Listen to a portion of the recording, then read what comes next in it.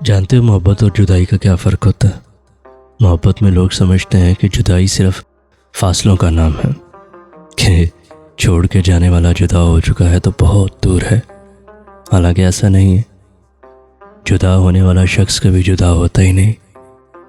वो कहीं ना कहीं दिल के किसी कोने में दफन रहता है, और ये वाहद दुनिया का ऐसा मुर्दा होता है जो जैसे ही इंसान कहीं तन्हाई में जाने लगता है तो उसके सामने खड़ा हो जाता है, यादें बनकर, कुछ बातें बनकर।